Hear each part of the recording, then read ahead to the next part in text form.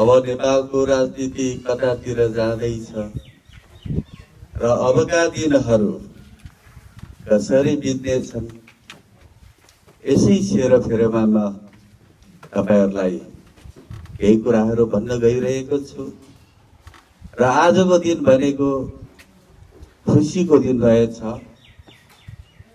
किनकि केही जुझारु साथीहरू झापा जिल्ला सभाबाट बढुवा भएर प्रदेश हाँक्न गइरहनु भएको छ र केही जुझारु चेलीहरू झापा जिल्ला सभालाई हाँक्नको निमित्त मनोनित भएर आउनु भएको छ। यस कारण पनि आजको दिन अत्यन्त महत्त्वपूर्ण र मेरो लागि त अत्यन्त खुसीको दिन रहेको छ र अबको दिनहरू र अबको नेपाली राजनीति कतातिर जाँदैछ। लोकतन्त्रको विकल्प राजतन्त्र अर्थात् रैतीतन्त्र। राजतन्त्र भनेको रैतीतन्त्र हो, प्रजातन्त्र भनेको पशुतन्त्र हो। लोकतन्त्रको विकल्प राजतन्त्र, पशुतन्त्र, रैतीतन्त्र हुन सक्दैन।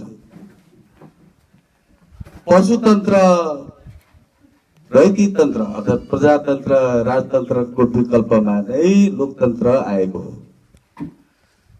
धर्मनिरपेक्षको विकल्प हिन्दू राष्ट्र हुन सक्दैन।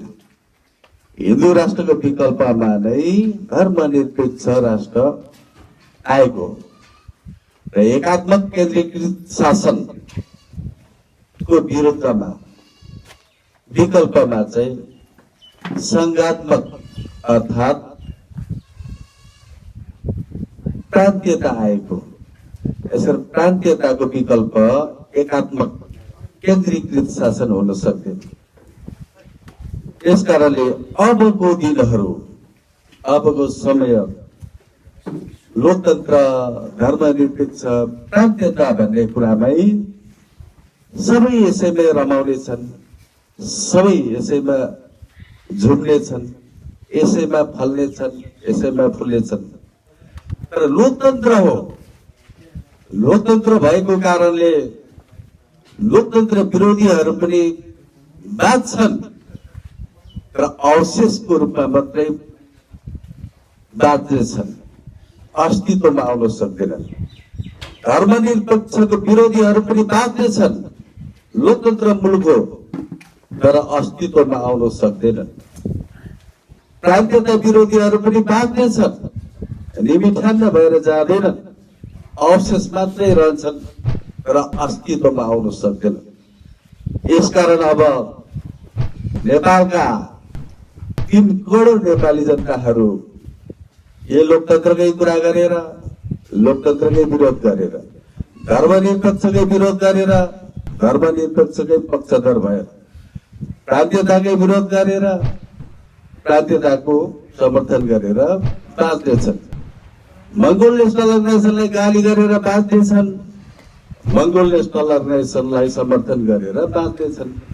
डाक्टर गोपाल गुरुङलाई गाली गरेर बाँच्नेछन्, डाक्टर गोपाल गुरुङको पछि लागेर डाक्टर गोपाल गुरुङलाई समर्थन गरेर बाँच्नेछन्।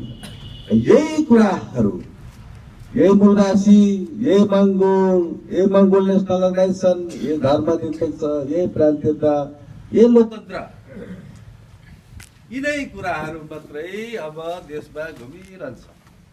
कोही लोकतन्त्र विरोधी हुन्छन्, कोही लोकतन्त्रवादी हुन्छन्, कोही धर्मनिरपेक्ष विरोधी हुन्छन्, कोही धर्मनिरपेक्षवादी हुन्छन् र यसरी यही सेरोफेरोमा यो देश घुमिरहन्छ। अब हजारौं वर्षसम्म हुन सक्छ, 100औं वर्षसम्म हुन सक्छ। लोकतन्त्रको विकल्प भनेको अबको कैयौं 100औं वर्ष पछाडि अर्थात् हजारौं वर्ष पछाडि यसको विकल्पमा अर्को राम्रो तन्त्र आउन सक्छ। यो देशलाई सुहाउँदो, यो बाटोलाई सुहाउँदो, यो देशका जनताहरूले बचाउन सक्ने, यो देशका जनताहरूले रुचाउन सक्ने त्यस्तो एउटा तन्त्र हजारौं वर्ष पछाडि, 100औं वर्ष पछाडि आउन सक्छ। तर अहिले लोकतन्त्रको विकल्पमा कुनै तन्त्र आइसकेको छैन, जन्मिसकेको छैन र कुनै पनि दर्शन र सिद्धान्त जन्माउनुभन्दा अगाडि त्यो दर्शन र सिद्धान्त जन्माउने मान्छे जन्मिनु पर्यो। त्यो मान्छे जन्मेर हुर्किनु पर्यो, बढ्नु पर्यो, पढ्नु पर्यो, अनुसन्धान गर्नु पर्यो। त्यसपछि मात्रै उसले एउटा नयाँ विचार र नयाँ दर्शन जन्माउन सक्छ। नयाँ दर्शन र नयाँ विचार जन्माइसकेपछि फेरि त्यो दर्शनलाई बिउको रूपमा लगेर छर्नु पर्यो। बिउको रूपमा लगेर छरिसकेपछि त्यो बिउ उम्रिनु पर्यो। त्यो बिउ उम्रिसकेपछि घोडमेल गर्नु पर्यो, मलजल गर्नु पर्यो, हाँगा बिगाहरू छिमाल्नु पर्यो। त्यसपछि मात्रै त्यो दर्शन र सिद्धान्त रूपी बिरुवा र रुखमा परिणत भएर उसले फल्न थाल्छ, फुल्न थाल्छ। तब मात्रै अरूलाई फाइदा हुन्छ, अरूलाई सेवा, त्यो रुखले अरूलाई फाइदा र सेवा गर्न थाल्दछ। एवं प्रकारले मङ्गोल नेसनल अर्गनाइजेसन पनि मङ्गोल नेसनल अर्गनाइजेसनका संस्थापक प्रेसिडेन्ट महामना प्रकट गोपाल गुरुङज्यूले आजभन्दा 33 वर्ष अगाडि नै उहाँले मङ्गोल दर्शन जन्माएर जानुभयो। र त्यो मङ्गोल दर्शन जन्माउनुभन्दा अगाडि उहाँले 52 वर्ष, उहाँको उमेर 52 वर्ष पुगिसकेको थियो। 52 वर्षसम्म उहाँले गहिरो अध्ययन गर्नुभयो, गहिरो रिसर्च गर्नुभयो। उहाँको उमेर 52 वर्ष थियो, तर उहाँले 36 वर्षसम्म नेपालको विभिन्न भूभागमा घुमेर उहाँले नेपाललाई कुन रोग लागेको रहेछ त, वास्तविक कुन रोग लागेको रहेछ नेपाललाई, नेपाल किन रोगियो, नेपाल किन बनिन सकेन, नेपाल किन सप्रिन सकेन, त्यस विषयमा उहाँले 36 वर्ष लगाएर नेपालको विभिन्न भेगमा कोही बेला शिक्षक भएर घुमेर अनुसन्धान गर्नुभयो, कोही बेला पत्रकार भएर, कोही बेला मानव अधिकार कर्मी भएर, कोही बेला लेखक भएर, कोही बेला कवि भएर, यसरी 36 वर्ष जति घुमेर गहिरो अनुसन्धान गरिसकेपछि मात्रै उहाँले नेपाललाई लागेको वास्तविक रोग चाहिँ वर्णवेदी रोग रहेछ। यो वर्णवेदी रोग कसले भित्राएको रहेछ त भन्दाखेरि विदेशबाट, बाहिरबाट भित्रिएका विदेशी हिन्दू आर्य ब्राह्मण क्षेत्रीहरूले अथवा वर्णश्रमीहरूले भित्राएको वर्णवेदी रोग रहेछ भनेर उहाँले पत्ता लगाउनु भयो। पत्ता लगाइसकेपछि उहाँले 52 वर्षदेखि, उहाँको उमेर 52 वर्ष पुगेको थियो, 52 वर्ष उमेरदेखि उहाँले सुरु गर्नुभएको औषधि उपचार गर्न सुरु गर्नुभयो। सुरु गरेको 1 वर्षमै उहाँ जेल पर्नुभयो। जेल परिसकेपछि 53 वर्षको उमेरमा उहाँले मङ्गोल नेसनल अर्गनाइजेसन जेलभित्र सन् 1989 जनवरी 1 को दिन चाहिँ मङ्गोल नेसनल अर्गनाइजेसन जेलभित्र जन्माउनुभयो।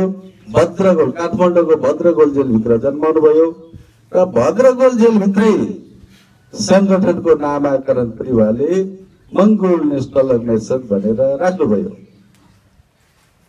यस कारणले साथीहरू, अबको विकल्प भनेको लोकतन्त्रको विकल्प अहिले तयारी भइसकेको छैन, अर्को तन्त्र तयारी भइसकेको छैन। यसैले सबैजनाले अब लोकतन्त्रमै रमाउनु पर्ने हुन्छ, लोकतन्त्रमै प्रतिस्पर्धा गर्नुपर्ने हुन्छ।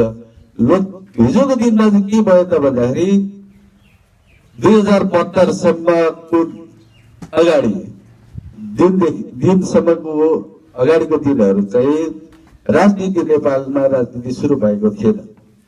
नेपालमा के मात्र भएको थियो भने छलकपट गर्ने, षड्यन्त्र गर्ने र एउटै धर्मलाई मात्रै कसरी बचाउन सकिन्छ, हिन्दू धर्मलाई, र एउटै संस्था, राज संस्थालाई कसरी बचाउन सकिन्छ, र एउटै तन्त्र, राजतन्त्रलाई कसरी बचाउन सकिन्छ, यही सेरोफेरोमा मात्रै षड्यन्त्र भइरहन्थ्यो, छलकपट भइरहन्थ्यो। र राजनीति, प्रतिस्पर्धाको राजनीति, विकास गर्नुपर्छ, देशलाई उन्नति गर्नुपर्छ, देशमा उन्नति गर्नुपर्छ भन्ने कुराहरू थिएन र यो 2072 सालदेखि मात्रै नेपालमा अब राजनीति सुरु भयो।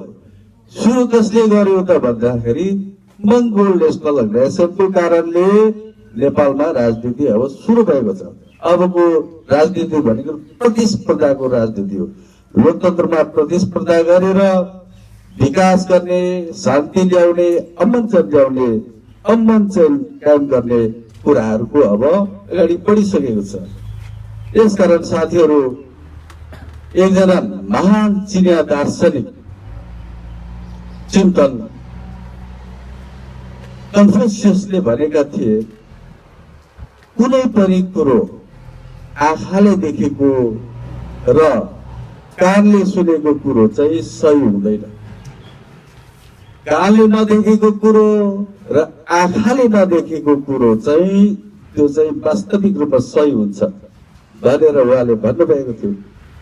यसकारण नेपालमा हामीले जुन नेपालको इतिहासहरू पढ्यौं, नेपालको इतिहासहरू हामीले सुन्यौं, हाम्रो आँखाले पनि देख्यो, लेखेको कुरा देख्यो र हाम्रो कानले पनि भनेको कुराहरू हामीले सुन्यौं। नेपालको शाहवंशको उदय गोर्खाको लिगलिगकोटको दौड प्रतियोगितामा दौड जितेर चाहिँ द्रव्य शाहले चाहिँ शाहवंशको उदय र शाहवंशको राज्य चाहिँ कायम गरेको भन्ने कुरा हाम्रो कानले पनि सुनेको छ, कानले पनि सुन्यो र आँखाले पनि लेखेको कुराहरू त्यो वस्तुगत स्थल गर्दाखेरि, हामीले स्थलगत भ्रमण गरेर हेर्दाखेरि उनीहरूले त्यस्तै देखायो। यहाँनिर चाहिँ लिगलिगकोटको दौड भएको थियो। यो दौडमा द्रव्य शाहले चाहिँ दौड जितेर चाहिँ घलेहरूलाई जितेर राजा भएको भन्ने कुरा चाहिँ हाम्रो आँखाले पनि गएर हामी देख्न सक्छौँ र इतिहासमा त्यही कुराहरू लेखिएको छ। त्यो लेखिएको कुरा त्यो हाम्रो कानले सुन्ने गरेको छ।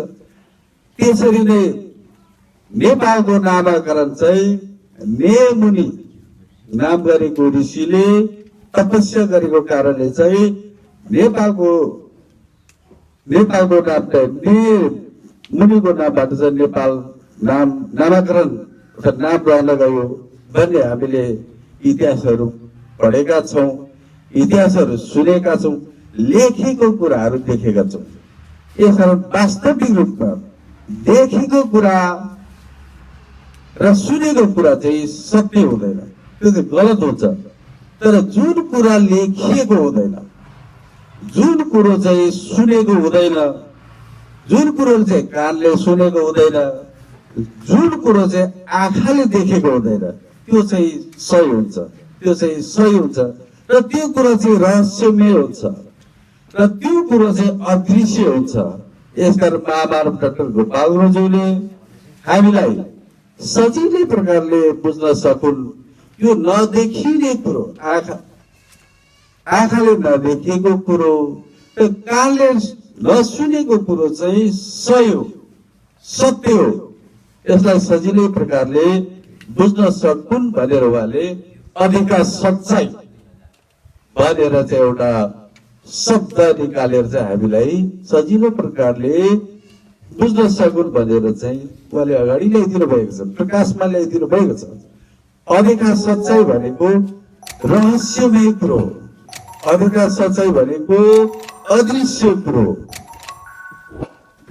नेपालको राजनीतिमा नलेखिएको इतिहासहरू, नेपालको राजनीतिमा दबेका इतिहासहरू, हडपिएका कुराहरू, मिचिएका कुराहरू चाहिँ यहाँका मूलवासी मङ्गोलहरूले 80% ऐदो मूलवासी मङ्गोलहरूले सजिलै प्रकारले बुझुन्, सजिलै प्रकारले देखुन्, सजिलै प्रकारले चाहिँ खोजुन् भनेर उहाँले नेपाली राजनीतिमा अधिकार सच्चाइ भने पुस्तकमा उहाँले सबै कुरा अधिकार सच्चाइ नेपालको इतिहासमा नलेखिएका कुराहरू, लुकाइएका, दबाइएका, छिपाइएका कुराहरूलाई उहाँले उजागर गरिदिनु भएको छ।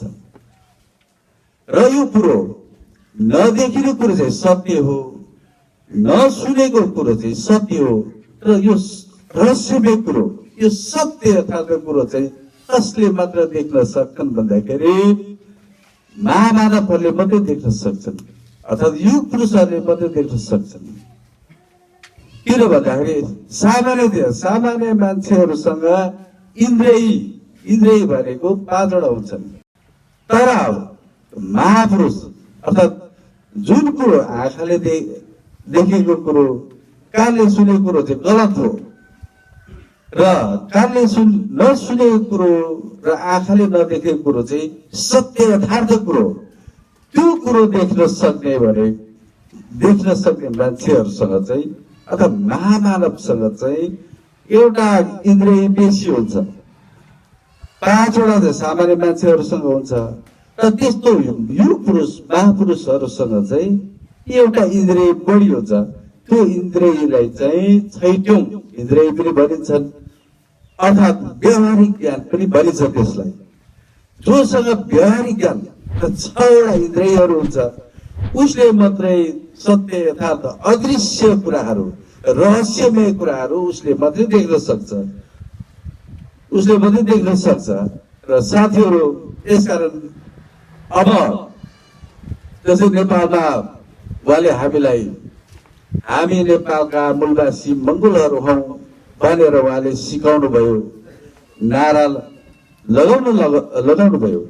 तर उहाँको तर्फबाट चाहिँ सत्य यथार्थ कुरा भन्नुभएको, तर हाम्रो कानले त्यो कुरा सुन्यो र उहाँले भन्नुभएको कुरा हामीले देख्यौं। त्यो चाहिँ गलत हो। किन गलत हो? कति जेलसम्म गलत हो भन्दाखेरि जबसम्म हामी नेपालका हिन्दू मूलवासी मंगोलहरू हौं भन्ने कुरा त सुन्यौं, आँखाले पनि देख्यौं। जबसम्म हामीले यो कुरालाई ग्रहण गर्न सक्दैनौं, जबसम्म यो कुरालाई हामीले स्वीकार्न सक्दैनौं, जबसम्म यो कुरालाई हामीले पचाउन सक्दैनौं, पचाइसकेपछि, ग्रहण गरिसकेपछि, स्वीकारिसकेपछि मात्र हामीले त्यसलाई व्यवहारमा उतार्न थालिसकेपछि, व्यवहारमा उतार्न सक्यौं भने मात्रै त्यो चाहिँ सत्य अथवा व्यवहारिक कुरा आउने भएको कारणले त्यसपछि मात्रै सत्य हुन्छ। र सुरुमा हामीले जुन कुराहरू देखेका हुन्छौं, जुन कुरा सुनेका हुन्छौं, त्यो चाहिँ गलत हुन्छ। जसले धर्मनिरपेक्ष नेपाल धर्मनिरपेक्ष मुलुक हुनुपर्छ भनेर उहाँले हामीले नारा लगाउनु भयो, त्यो कुरा उहाँले सुनाउनु भयो। र धर्मनिरपेक्ष भनेपछि चाहिँ धर्मनिरपेक्ष हुनुपर्छ नेपाल मुलुक भनेर भन्नुभयो, त्यो चाहिँ हाम्रो लागि सुरुमा गलत थियो। त्यो नारा सुरुमा हाम्रो लागि गलत, अर्थात् त्यो कुरो चाहिँ हाम्रो लागि गलत कसरी भयो त भन्दाखेरि धर्मनिरपेक्ष भित्रको रहस्यमय कुराहरू, धर्मनिरपेक्ष भित्रका अदृश्य कुराहरू, हामीलाई फाइदा हुने कुराहरू, हामीले लाभ हुने कुराहरू चाहिँ हामीले देखेका थिएनौं, हामीले देख्न सक्दैनथ्यौं। यस कारणले सुरुमा त्यो नारा उहाँले भन्नुभएको चाहिँ सही कुरो हो उहाँको तर्फबाट, तर हामीले सुन्दाखेरि जबसम्म हामीले ग्रहण गर्न सकेका थिएनौं, त्यो कुरालाई स्वीकार्न सकेका थिएनौं, त्यो कुरालाई हामीले मान्न सकेका थिएनौं, त्यति जेलसम्म चाहिँ गलत थियो। त्यसपछि हामीले स्वीकार्यौं, ग्रहण गर्यौं, धर्मनिरपेक्षलाई को महत्व बुझिसकेपछि मात्र त्यो सही भयो, यथार्थ भयो, सही यथार्थ भयो, सत्य भयो। अब मंगोल नेशनल अर्गनाइजेसनले धर्मनिरपेक्षको लागि लडेको हो भन्छ, फेरि मुलुकमा धर्मनिरपेक्ष आइसकेको छ, धर्मनिरपेक्ष मुलुक नेपाल भनेर घोषणा भइसकेको छ, तर बुद्धलाई मात्रै अगाडि सारिराखेको छ भन्ने कुराहरू पनि आउँछ। त्यो सही कुरो हो, त्यो सही प्रश्न हो। तर गहिराईमा धर्मनिरपेक्षले के परिणाम ल्याइदियो, के फाइदा ल्याइदियो, के गहिराईमा हामीलाई रहस्यमय सत्य यथार्थ कुरो जुन कुरो ल्याइदियो त्यो चाहिँ हाम्रो मान्छेलाई थाहा हुँदैन। धर्मनिरपेक्षले के गर्यो त भन्दाखेरि धर्मनिरपेक्ष भएको कारणले हामीले बुद्धलाई चिन्न पायौं, बुद्धलाई मान्न पायौं, बुद्धलाई श्रद्धा गर्न पायौं, बुद्धको ज्ञान हामीले प्राप्त गर्न पायौं। धर्मनिरपेक्ष मुलुक हुनुभन्दा अगाडि हिन्दू राष्ट्र हुँदाखेरि त बुद्धको यथार्थ कुराहरू बुद्धलाई चिन्न दिएको थिएन। यो बौद्ध भिक्षुहरूलाई देश निकाला गरिन्थ्यो, बौद्ध गुम्बाहरू भत्काइन्थ्यो, क्रिस्चियनको चर्चहरू भत्काइन्थ्यो, क्रिस्चियनको धर्मगुरुहरूलाई लखेटिन्थ्यो। यसकारण धर्मनिरपेक्ष भित्र कति रहस्यमय कुराहरू छन्, कति फाइदाजनक कुराहरू छन्, कति अदृश्य कुराहरू छन्, त्यो देख्न सकिँदैन थियो। त्यो देख्न नसकेको कारणले हामीलाई सुरुमा धर्मनिरपेक्ष के हो त्यो हाम्रो कालले सुन्दा हाम्रो आँखाले देख्दाखेरि चाहिँ गलत भएको थियो। तर त्यो भित्रको रहस्यमय कुराहरू, त्यो भित्रको अदृश्य कुराहरू देख्न नसकिएको हुँदाखेरि चाहिँ सुरुमा गलत हुन्छ। र त्यो पछिको कुराहरू, अदृश्य कुराहरू, रहस्यमय कुराहरू देख्न सक्ने खुबी भनेको 6औं ज्ञानेन्द्रिय, जसको चाहिँ 6वटा ज्ञानेन्द्रिय छ उसले मात्रै त्यो अदृश्य कुराहरू, भविष्यको कुराहरू, धेरै पछाडिको कुराहरू, दूरदर्शी भनेको धेरै टाढाको कुराहरू देख्न सक्ने, अनुभव गर्न सक्ने, दूरदृष्टि भनेको धेरै टाढासम्म देख्न सक्ने मानिसलाई भनिन्छ। जो चाहिँ त्यस्तो मान्छे, त्यस्तो व्यक्तित्व भनेको चाहिँ महापुरुषहरू अर्थात् युग पुरुषहरू मात्रै हुन्छन्। त्यो युग पुरुष र महापुरुष भनेको 6औं ज्ञानेन्द्रिय भएकोहरू मात्रै हुन्छन्।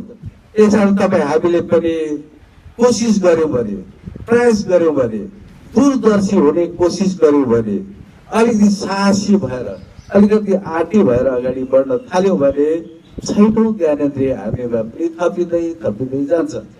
दर्शन र सिद्धान्तले मात्रै मान्छेलाई महान बनाउँछ, मालिक बनाउँछ, शासक बनाउँछ। धर्मनिरपेक्ष नहुन्जेलसम्म, नेपालमा लोकतन्त्र नहुन्जेलसम्म हामीले दर्शन र सिद्धान्त अर्थात् दर्शन र ज्ञान हामीले पाउन सकेनौँ। र लोकतन्त्र पहिल्यै आइदिएको थियो भने हामीले मङ्गोल दर्शन र बुद्धको दर्शन र हाम्रो अग्रजहरूको दर्शन चाहिँ हामीले धेरै अगाडि नै पाइसक्ने थियौँ। यसकारण लोकतन्त्र आउनु दिएन। किन लोकतन्त्र आउने बित्तिकै हामी यतिखेर दार्शनिकहरूको कुरा सुन्न पाउँथ्यौँ, दार्शनिकहरूको ज्ञान र दर्शन हामीले लिन पाउँथ्यौँ। र पाइसकेपछि हामी मालिक हुन्थ्यौँ, शासक हुन्थ्यौँ, मान्छे जस्तो भएर बाँच्न सक्थ्यौँ। अहिले हामीले मान्छे जस्तो भएर अहिले बाँच्न नसक्नुको कारण, आफ्नो अस्तित्वमा बाँच्न नसक्नुको कारण के हो त भन्दाखेरि हामीले दर्शन र सिद्धान्त नपाएको कारणले। दर्शन र सिद्धान्त पाइसकेपछि मात्रै मान्छे महान हुँदै जान्छ, मालिक हुँदै जान्छ, शासक हुँदै जान्छ। र दर्शन र सिद्धान्त नपाएपछि, हामीमा दर्शन र ज्ञान नभएपछि हामी पशु जस्तै अस्तित्वविहीन भएर बाँच्नु बाध्य हुनु पर्यो। त्यो त हिजोको कुरो थियो, त्यो परिस्थिति अब टरेर गइसक्यो। किनकि हामीले दर्शन र सिद्धान्त जन्माइदिने दार्शनिक, युग पुरुष, महापुरुष, महामानव जे नामले पुकारे पनि हामीले महामानव डाक्टर गोपालज्यूलाई पाएका छौँ। उहाँले हामीलाई यहाँका 80% हिन्दू मूलवासी मङ्गोलहरूलाई मान्छे जस्तो भएर बाँच्नको लागि, मान्छे जस्तो भएर मर्नको लागि, जिउँदो मान्छे भएर बाँच्न र मर्नको लागि उहाँले र यो देशको मालिक भएर, शासक भएर, शिर ठाडो पारेर, छाती चाक्लो पारेर विश्वमै वीर मङ्गोल, वीर गोर्खाको नामले परिचित भएर बाँचुन्, इज्जत होस्, मान सम्मान होस् भनेर उहाँले हामीलाई दर्शन दिएर जानुभएको छ, मङ्गोल दर्शन। अब यो मङ्गोल दर्शनले हामी सजिलैसँगले मालिक हुन्छौँ, सजिलैसँगले शासक हुन्छौँ, सजिलै प्रकारले आफ्नो अस्तित्वमा बाँच्छौँ, सजिलो प्रकारले अब हामी हाम्रा भावी सन्ततिहरूलाई हराभरा बनाएर, फल्ने फुल्ने बनाएर चाहिँ अगाडि बढाउन सक्छौँ। र साथीहरू, अब नेपालमा अघि पनि मैले भनिसकेँ, अब नेपालमा चाहिँ लोकतन्त्रको विकल्प अथवा धर्मनिरपेक्षको विकल्प, प्रान्तीयताको विकल्प अब अरू तन्त्र आउन सक्दैन अहिले। किनभने मङ्गोल नेसनल अर्गनाइजेसन जन्मेपछि त हुर्किनु पर्यो। एउटा हुर्किने समय भनेको एउटा बाल्यकाल हो। एउटा त्यसपछि बाल्यकालदेखि चाहिँ युवाकाल आउँछ। युवाकालदेखि चाहिँ एउटा वयस्क अर्थात् सबै कुरोले परिपूर्ण सक्षम भइसकेको एउटा उमेर हुन्छ। त्यो उमेर भनेको 33 वर्ष हो। 33 वर्षपछि जस्तै तपाईँहरूले एउटा बिरुवा रोप्नुभयो, लिचीको अर्थात् आँपको अर्थात् नरिवलको तपाईँहरूले एउटा बिरुवा रोप्नुभयो। त्यो बिरुवा रोपिसकेपछि तपाईँहरूले गोडमेल गर्नु पर्यो, सुरुमा मलजल गर्नु पर्यो, हाँगा बिगा छिमाल्नु पर्यो। त्यसपछि त्यो बिरुवालाई अरू पशु गाई बस्तुबाट पनि बाख्रा भैँसीहरूबाट पनि बचाउनु पर्यो। बाँचिसकेपछि अलिक हाँगा बिगा पनि छिमाल्नु पर्यो। कहिलेसम्म त भन्दाखेरि त्यो बोटले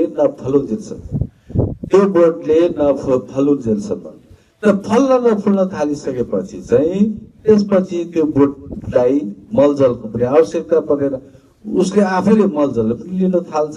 उसले सबै कुराहरू लिनुपर्ने, यो प्रकृतिबाट लिनुपर्ने कुराहरू उसले लिन थाल्छ।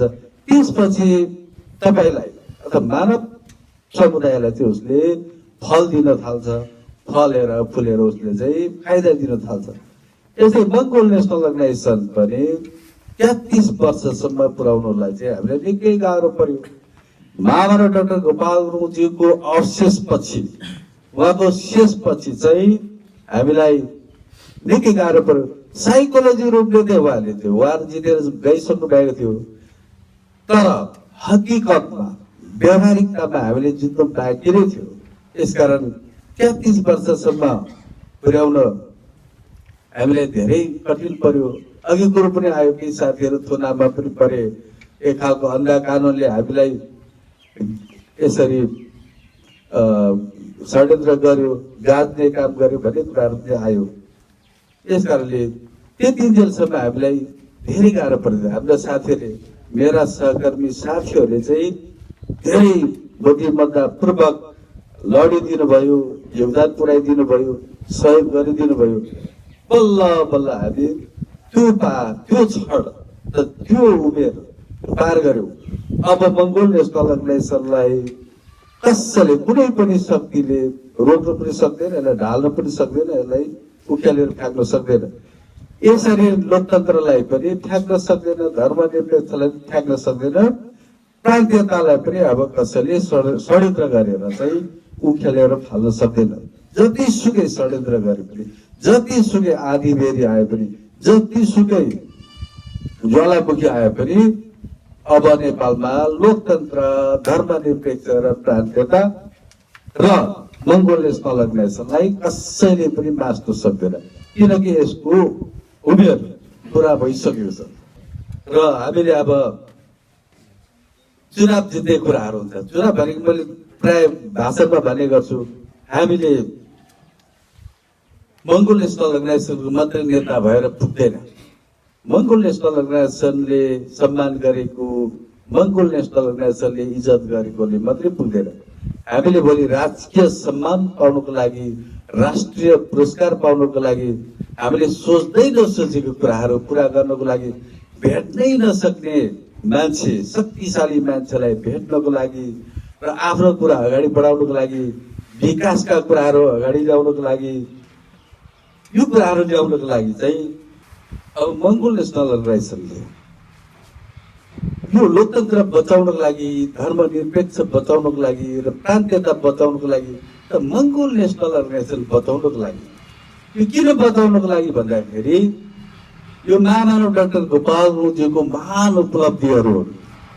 उहाँले जिन्दगीभरि अथक प्रयास गरेर, जिन्दगीभरि सङ्घर्ष गरेर, जिन्दगीभरि उहाँले त्याग गरेर, जेल सहेर, अनेकौं भुक्तमान सहेर, अनेकौं षड्यन्त्रहरू, जाल जेलहरू पार गरेर, आफन्त नाता गोठाबाट पनि टाढिएर सर्वस्व हरण हुने गरे लुटिनु परेर उहाँले जिन्दगीभरि कमाउनु भएको अथक प्रयास गरेर परिश्रम गरेर कमाउनु भएको उहाँको अमूल्य सम्पत्ति भनेको नै यो चारवटा कुराहरू, एउटा लोकतन्त्र हो, एउटा धर्मनिरपेक्ष हो, एउटा प्रान्तीयता हो र एउटा मङ्गोल नेसनल अर्गनाइजेसन।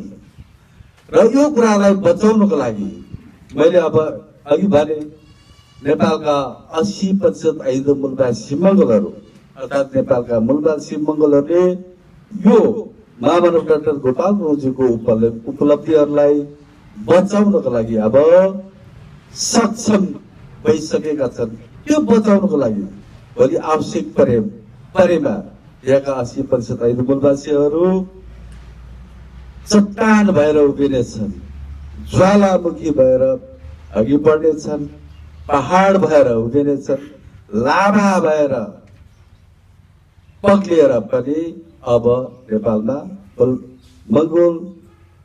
मङ्गोल नेसनल अर्गनाइजेसनलाई, लोकतन्त्र र धर्मनिरपेक्ष र प्रान्तीयतालाई सजिलै प्रकारले बचाउन सक्नेछन्, अब सक्षम भइसकेका छन्। किनकि यो अब बल्ल यसको उमेर पुग्यो। हिजोको दिनसम्म त अप्ठ्यारो थियो भनेको, अब त्यस्तो महामारी आयो, तेस्रो लहरको महामारी आयो।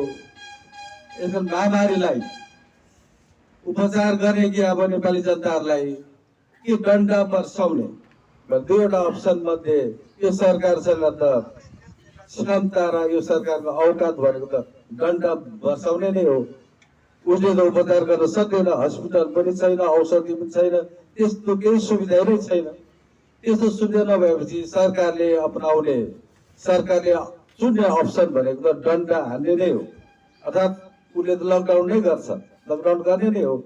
यसकारण हामीले बाँचेर मात्रै होइन, स्वस्थ भई बाँचेर हामीले पुरा गर्नुपर्ने हाम्रो अधुरा सपनाहरू छन्। महामानव डाक्टर गोपाल गुरुङज्यूको थोरै मात्रामा रहेको अधुरा सपनाहरू पुरा गर्नको लागि हामीले स्वस्थ भई बाँचेर त्यो अधुरा सपनाहरूलाई पुरा गर्नुपर्ने भएको कारणले हामीले स्वस्थ भई बाँच्नु पर्ने भएको हुँदाखेरि हामीले सजग र सतर्कता अपनाएर जसरी हुन्छ विभिन्न माध्यमहरू छ, अहिले विभिन्न अब एडभान्स टेक्नोलोजीको जमाना छ, हाम्रो कुराहरूलाई कसरी हुन्छ सरकारको जुन कुरालाई चाहिँ हामीले अवज्ञा नगरिकन, उल्लङ्घन नगरिकन हामीले चाहिँ कामहरू, हाम्रो कार्यक्रमहरू अगाडि बढाइराख्नुपर्छ। डराउने कुरा आउँदैन, हामीले नडराइकन साहसका साथ हामीले मर्ने कुरा त एक दिन छँदैछ, तर पनि हामी अस्वस्थ भएर बिरामी भएर चाहिँ हामीले ती सपनाहरू पुरा गर्नु चाहिँ त्यो राम्रो कुरो मानिँदैन, राम्रो कुरो हुँदैन। हामी स्वस्थ भएर बाँचेर हाम्रो अधुरो सपनाहरूलाई हामीले पुरा गर्नुपर्ने भएको कारणले, किनभने स्वास्थ्य जस्तो कुरोमा यो कोभिड-19को कुरो भयो, ओमिक्रोनको कुरो चाहिँ के भएछ भन्दाखेरि अन्तर्राष्ट्रिय कुराहरू भएको कारणले, अन्तर्राष्ट्रिय नियमहरू यसमा लागू हुने भएको कारणले र लागू औषधको कुरा पनि के हुन्छ भन्दाखेरि अन्तर्राष्ट्रिय कानुनको कुराहरू आउँछ, यसमा पनि अन्तर्राष्ट्रिय कानुन र नियमको कुराहरू लागू हुन्छ। त्यसकारण हामीले यो स्वास्थ्य सम्बन्धी जुन कुरो छ यसमा चाहिँ हामीले दाग लाग्न दिनु हुँदैन। मङ्गोल नेसनल अर्गनाइजेसनले सरकारी नियमलाई तोडेर यसरी उसले कार्यक्रम गरिरहेको छ भनेर अन्तर्राष्ट्रिय जगतमा चाहिँ यो बदनामको कुराहरू, यो दाग लाग्ने कुराहरू गयो भने हाम्रो भोलि अन्तर्राष्ट्रिय क्षेत्रमा, अन्तर्राष्ट्रिय जगतमा हाम्रो सम्बन्ध बिग्रिन्छ। एउटा हामीले सम्बन्ध बिग्रिन दिनु हुँदैन। विभिन्न माध्यमहरू छन्, विभिन्न टेक्नोलोजीहरू छन्। 50 जना मात्रै भेला हुनु पाइन्छ भने 50 जना मात्रै भेला भएर पनि हाम्रो कुराहरू, हाम्रो कार्यक्रमहरू अगाडि बढाउने कुरामा हामी पछि पर्नु हुँदैन। हिम्मतका साथ हामीले गर्नुपर्छ। तर यतिखेर हामीले सरकारले बनाएको नियम चाहिँ उल्लङ्घन गर्नु हुँदैन, किनभने भोलि उनीहरूले हामीलाई दोषी देखाएर, बदनाम गरेर, दाग लगाइदिएर चाहिँ हाम्रो सम्बन्ध अन्तर्राष्ट्रिय जगतसँग बिगार्ने भएको कारणले यसमा हामीले अत्यन्त सजग र सतर्कता अपनाएर स्वस्थ भई हामीले बाँचेर पुरा गर्ने कुराहरू भएको कारणले यसमा हामीले ध्यान दिनुपर्ने कुरा छ, ध्यान दिनुपर्ने कुराहरू छ। र अब साथीहरू, दर्शन र विचारको कुराहरू पनि मैले अघि गरिसकेको छु। अब धेरै महत्त्वपूर्ण कुराहरू मैले गरिसकेको छु। अब चुनाव भनेको चाहिँ चुनाव हामीले अब जित्ने समय आइसक्यो। चुनावमा जितिसकेपछि मात्रै हामीले भोलि राजकीय सम्मान पाउने हो, हामीले राष्ट्रिय पुरस्कारहरू पाउने हो, राष्ट्रिय भत्ता सुविधाहरू पाउने हो, होइन? यो सबै कुराहरू पाउने भएको कारणले अब हामीले चुनावमा मध्यनजर गरेर, चुनाव त अब वर्षै पछि आउँछ, पहिला जस्तो होइन। पहिला अब 5 वर्षमा चुनाव आउँथ्यो र केही साथीहरूले मलाई मध्य दिएर झापा जिल्लाको सचिव थिए, केही साथीहरूले चाहिँ चुनाव सकिने बित्तिकै मसँग बिदाको चिठी लिएर आउनुहुन्थ्यो। 3 वर्ष बिदा दिनु पर्यो भन्नुहुन्थ्यो, कसैले 4 वर्ष बिदा दिनु पर्यो, किनकि अब चुनाव आउनु 4 वर्ष छ, चुनाव आउनु 3 वर्ष छ। त्यति जेलसम्म हामी कमाएर आउँछौँ, चुनावलाई खर्च पनि हुन्छ, घर व्यवहार पनि चलाउनु पर्ने कुराहरू हुन्छ भनेर केही साथीहरूले चाहिँ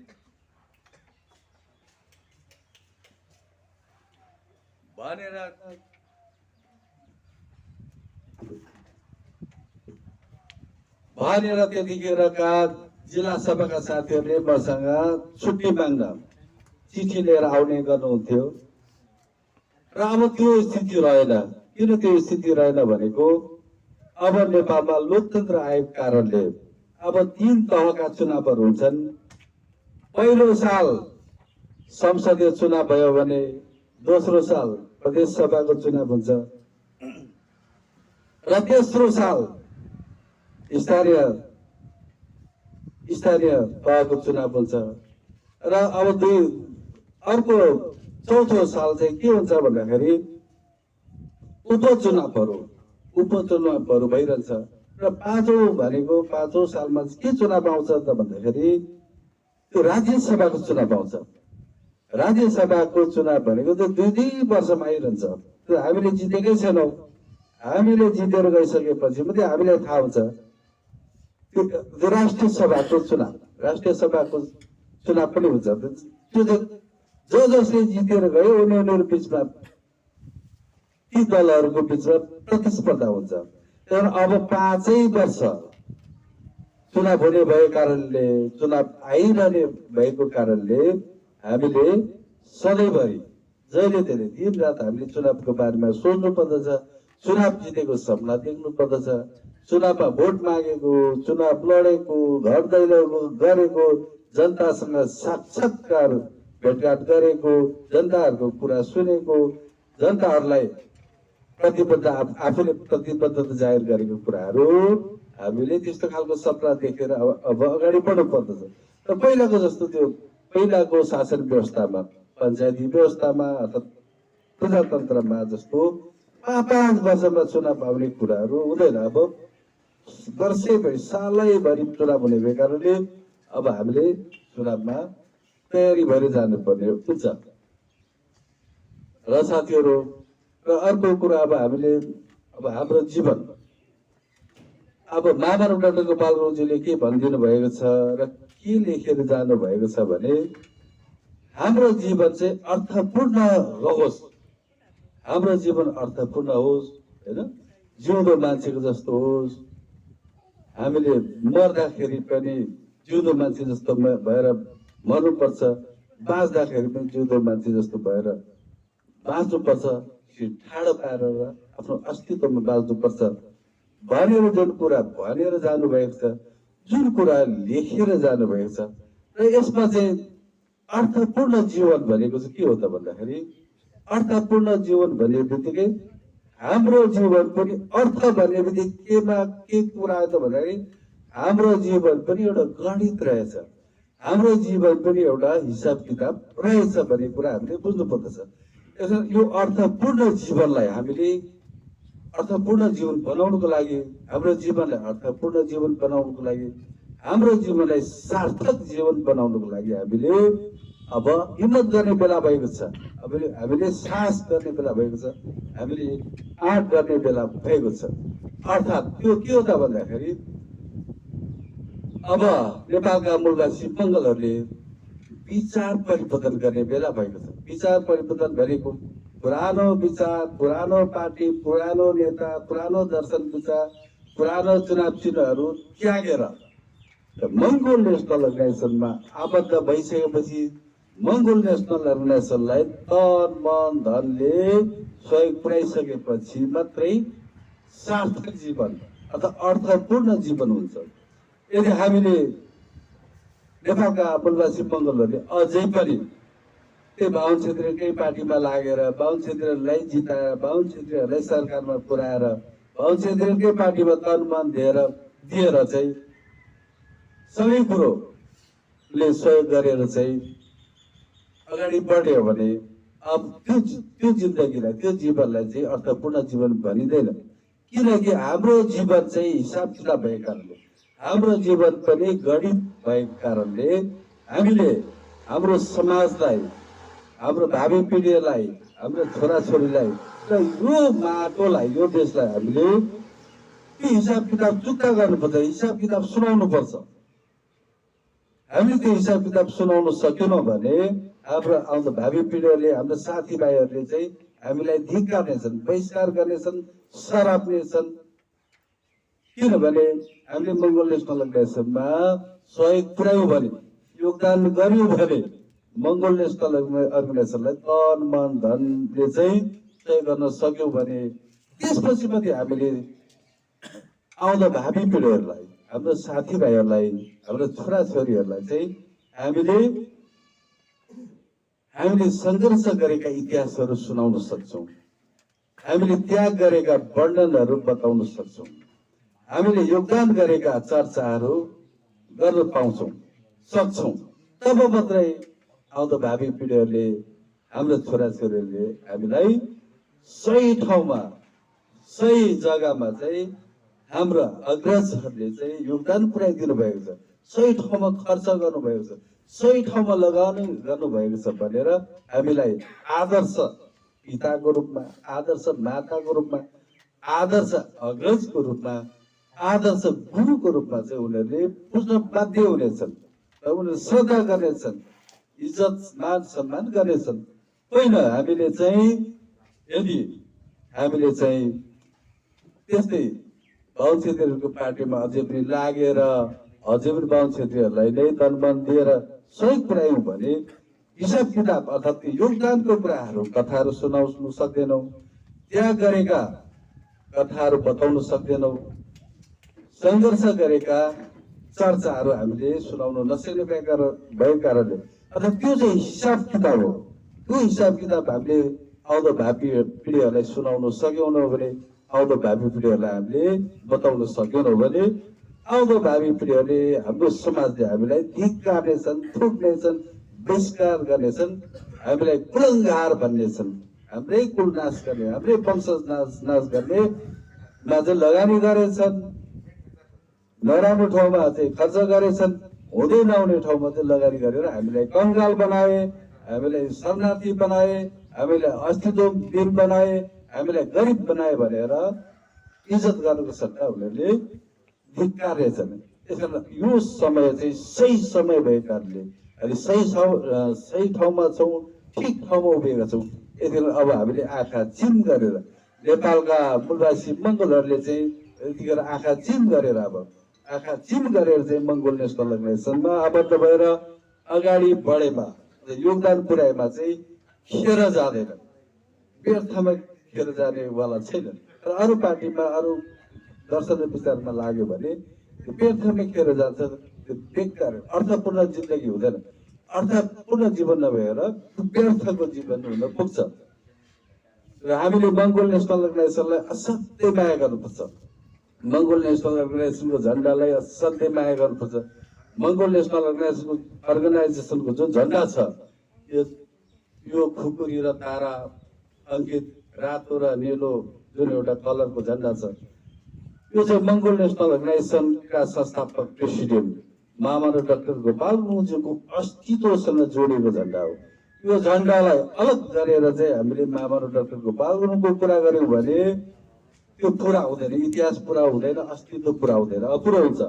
यसमा हामीले मङ्गोल नेसनल अर्गनाइजेसनलाई असाध्यै माया गर्नुपर्छ। महामानव डाक्टर गोपाल गुरुज्यूलाई चाहिँ हामीले श्रद्धा गर्नुपर्छ, उहाँलाई हामी गुरु मान्नुपर्छ।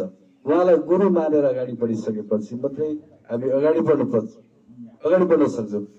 गुरु बेगर चाहिँ हामी अगाडि बढ्नै सक्दैनौँ। गुरु चाहिन्छ, जसलाई पनि गुरु चाहिन्छ। गुरु अथवा मार्गदर्शक भनेको महामानव डाक्टर गोपाल गुरुङज्यू हो।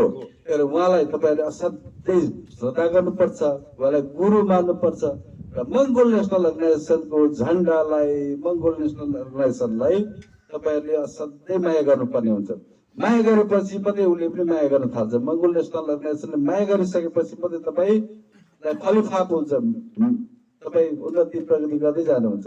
र मङ्गोल नेसनल अर्गनाइजेसनको झन्डा मुनि बसेर त्यसको शपथ खाएर, मङ्गोल नेसनल अर्गनाइजेसनको झन्डा मुनि बत्ती बालेर मङ्गोल नेसनल अर्गनाइजेसनको शपथ खाएर चाहिँ मङ्गोल नेसनल अर्गनाइजेसनको विरोध गर्नेहरू, मङ्गोल नेसनल अर्गनाइजेसनलाई लात हानेर जानेहरूको मैले नेपालभरि घुमेर हेरेँ, कसैलाई फलिफाप भएकै छैन। सबै यो खत्तमै भएर गएको छ, बर्बादै भएर गएको छ। त्यस कारण मङ्गोल नेसनल अर्गनाइजेसनको झन्डा भनेको यति साँचो, यति सत्य कुरो छ, यसमा यति शक्ति छ। तपाईँहरूले मलाई व्यक्तिगत तवरले चाहिँ मङ्गोल नेसनल अर्गनाइजेसनका प्रेसिडेन्टलाई खुसी पार्न सकिएन कि उसलाई कसरी खुसी पार्ने भनेर त्यो लाइनमा नजानुहोस्। व्यक्तिगतमा जाँदै नजानुहोस्। व्यक्ति ठुलो कुरो होइन, व्यक्तिभन्दा सबैभन्दा ठुलो कुरो चाहिँ सङ्गठन हो, मङ्गोल नेसनल अर्गनाइजेसन हो, यसको झन्डा हो, यसको घोषणापत्र हो, यसको चुनाव चिन्ह हो। यसमा तपाईँहरूले असाध्यै यसलाई माया गरेर, असाध्यै इज्जत गरेर, असाध्यै श्रद्धा गरेर अगाडि बढ्नुहोस्। त्यसपछि तपाईँहरूले सजिलै प्रकारले अगाडि बढ्न सक्नुहुनेछ, अगाडि बढ्नु सक्नुहुन्छ। र भन्दै म तपाईँहरूमा आफ्नो यिनै कुराहरू राखेर यही सन्देशलाई तपाईँहरूले, यही कुरालाई तपाईँहरूले जो आउनु भ्याउनु भएन, आज जो आइपुग्नु भएको छैन उहाँहरूलाई पनि सोधी खोजी गरे भने तपाईँहरूले यही कुराहरू लगेर सुनाइदिनुहोस्। किनकि अबको समय, अबको दिनमा मङ्गोल नेसनल अर्गनाइजेसन यस्तो ठाउँमा यो अवस्थामा पुगिसकेको रहेछ। मङ्गोल नेसनल अर्गनाइजेसन पछि फर्किने होइन। मङ्गोल नेसनल अर्गनाइजेसन अब दैनिक दिन रात गरेर अगाडि बढिरहेछ। मङ्गोल नेसनल अर्गनाइजेसनलाई अब कसैले नाच्न नसक्ने रहेछ, यसलाई खतम गर्न नसक्ने रहेछ। किन त्यो उमेर त्यो पार गरिसकेको रहेछ भन्ने कुराहरू तपाईँहरूले सुनाइदिनुहोस्। र नेपालमा लोकतन्त्र विरोधीहरू त सबै शाखामै भएर जान्छ। सबैभन्दा पहिला के भयो त भन्दाखेरि 2064 सालको चुनावले कसलाई उडायो त भनेर लोकतन्त्र विरोधी राजालाई उडाइदियो। 2070 सालको चुनावलाई तपाईँहरूले निहालेर हेर्नुहोस्। 2070 सालको चुनावले चाहिँ कसलाई उडाइदियो भन्दा माओवादीलाई उडाइदियो। पहिलो संविधान सभाको चुनाव 64 सालको चुनावमा माओवादी सबैभन्दा ठुलो दल भएको थियो, झन्डै 2 तिहाईको छेउछाउ पुगेको पार्टी हो। दोस्रो 2070 सालको चुनावले किन, दोस्रो संविधान सभाको 2070 सालको चुनावले चाहिँ माओवादीलाई किन उडाइदियो त भन्दाखेरि लोकतन्त्रवादी नभएको कारणले जनताले उडाइदियो। जति हामीले हाम्रो मान्छेलाई सचेत गराउँछौँ, जति राजनीतिक रूपले चेतनशील बनाउँछौँ, जति एमएलएको झन्डाहरू पुग्छ, जति मङ्गोल नेसनल अर्गनाइजेसनको दर्शन र सिद्धान्तहरू गाउँ कुना केन्द्रमा पुग्छ, त्यति छिटो चाहिँ लोकतन्त्र विरोधीहरू खत्तम हुँदै जान्छन्। र सबैभन्दा अप्ठ्यारो जनतालाई के भइरहेको थियो भन्दा जनताहरू चेतनशील छन्, राजनीतिक रूपले चेतनशील भइसकेको छ। यसकारण लोकतन्त्र विरोधीहरूलाई चाहिँ हटाउँदै गए र उसलाई चाहिँ के अप्ठ्यारो परेको थियो जनताहरूलाई भन्दाखेरि त्यो एमाले चाहिँ तथाकथित एमाले चाहिँ यो चाहिँ लोकतन्त्रवादी हो कि ढुलमुलेवादी हो कि, यता पनि ठिक्क पार्छ यता पनि ठिक्क पार्छ, के चाहिँ हो त भनेर जनताले लु त भनेर 2074 सालमा सबै भोट खनाइदियो। भोट खनाएर के गरेको भन्दा टेस्ट गरेको उसले चाहिँ यो लोकतन्त्रवादी हो कि यो ढुलबुलेवादी हो कि भनेर। अनि त्यसपछि के भयो त भन्दाखेरि ठुलो दल पनि भयो, सरकारमा पुग्यो। 74 सालको चुनावमा ठुलो दल भएको सरकारमा पनि पुगेको र अर्को चुनाव नआउँदै ढल्यो। किन ढल्यो त भन्दाखेरि भोट दिएर पठाउने, भोट जिताएर पठाउने चाहिँ ग्रास लेभलको कार्यकर्ता र समर्थकहरू हो। त्यो कार्यकर्ता र समर्थकहरूले टेस्ट गरेको थियो, यो हो कि होइन, लोकतन्त्रवादी हो कि होइन भनेर। होइन भन्ने कुरा बुझेपछि भोट दिनेहरू चाहिँ अरू पार्टीमा ग्रास लेभलका कार्यकर्ता, नेता, समर्थकहरू चाहिँ अरू पार्टीमा गइदिएपछि अनि एमाले सरकारमा हुँदा हुँदै पनि ढल्नु पर्यो। यो कुरा चाहिँ तपाईँहरूले बुझ्नुपर्ने हुन्छ। किनभने सबै पार्टीको जग, सबै पार्टीका नेताहरूको जग भनेको, धरातल भनेको चाहिँ ग्रास लेभल हो। त्यो ग्रास लेभलको कार्यकर्ता समर्थकहरू नै सबै पार्टी र नेताहरूको धरातल हो, जग हो। त्यो जग बलियो छैन भने, त्यो धरातल बलियो छैन भने, ग्रास लेभलमा कार्यकर्ताहरू बलिया छैनन् भने, सक्षम छैनन् भने, उनीहरू चाहिँ तयारी भइसकेका छैनन् भने माथि जतिसुकै चुलीमा पुगे पनि गर्लाम गुर्लुम जान्छ। मङ्गल अर्गनाइजेसन कसरी बाँच्न सफल भयो, कसरी धेरै ठुल्ठुला षड्यन्त्र भयो, महामानव डाक्टर गोपालको देहान्तपछि कसरी हामीले बचाउन सफल भयौँ, यहाँसम्म कसरी ल्याइसक्यौँ, होइन, ल्याइपुर्यायौँ। अब त एमएलएहरू त कुनै हालतमा पनि पछि फर्किने छैन, अगाडि बढेर जाने हो। अब नेपालमा मङ्गोल नेसनल अर्गनाइजेसनको पछाडि धेरैभन्दा धेरै हाम्रो मान्छेहरू आउनेछन्, धेरैभन्दा धेरै विकल्प नै छैन, यसैमा आउनेछन्। यस कारणले के भयो त भन्दाखेरि मङ्गोल नेसनल अर्गनाइजेसनको कुराहरू जरा जरामा पुगेको कारणले, ग्रास लेभलमा पुगेको कारणले मङ्गोल नेसनल अर्गनाइजेसन बाँच्न सफल भयो। तपाईँहरूले गहिरो रूपमा बुझिदिनु भएको कारणले, तपाईँहरूले यो सही हो यो गलत हो भनेर छुटाउन सक्ने भएको कारणले एमएनओ बाँच्न सफल भएको हो। र माओवादीले चाहिँ, अब माओवादी कसरी सुरु भएको थियो भन्दाखेरि मङ्गोल नेसनल अर्गनाइजेसनलाई जरैदेखि बाँच्नको लागि नै जन्माइएको थियो। र पश्चिमबाट माओवादी सुरु भएर पूर्वमा आएर किन फेल भयो त भन्दाखेरि जरा जरासम्म धर्मनिरपेक्ष र लोकतन्त्रको प्रान्तीयताको कुराहरू यहाँका मूलवासी मङ्गोलहरूको जरा जरामा, कुना कन्दरामा सबैको मन मस्तिष्कमा गाडिएर बसेको कारणले यहाँनिर आएर माओवादी फेल हुनु पर्यो, फेल भयो। उदाहरणको लागि म तपाईँहरूलाई एउटा रुख ढाल्नु छ, एउटा धेरै अग्लो रुख छ, त्यो रुखलाई ढाल्नु पर्यो भने, हावा हुन्डाले पनि ढाल्नु नसकेको रुख, होइन, विभिन्न आँधी तुफानले पनि ढाल्नु नसकेको रुखलाई चाहिँ ढाल्नु पर्यो भने त्यसको माथिबाट काटेर त्यो रुख ढल्दैन, बिचबाट काट्यो पनि ढल्दैन। र त्यसको सबैभन्दा मोटाइ, सबैभन्दा खेतभन्दा माथिको मोटाइमा काट्दाखेरि पनि सबै त ढल्दैन, जहिलेदेखि ढल्दैन। तर त्यो रुख ढल्ने भनेको चाहिँ 2 इन्ची मात्रै काट्नुपर्छ। 2 इन्ची काट्यो भने त्यो रुखै सबै गर्लाम गुरुङ ढल्छ। त्यो 2 इन्ची भनेको चाहिँ आराले काट्छ नि 2 इन्ची। 2 इन्ची भन्दा उसले त धेरै ठुलो घाउ त बनाउँदैन, उसले काट्यो भनेको 2 इन्ची नै हो। आराले 2 इन्ची आराले काटेपछि, त्यो रुख काटेपछि त्यो रुखै गर्लाम गुरुङ ढल्छ। भन्नुको अर्थ चाहिँ के हो त भन्दाखेरि कुनै पनि राजनीतिक दल र नेताहरूको धरातल भनेको ग्रास लेभल हो।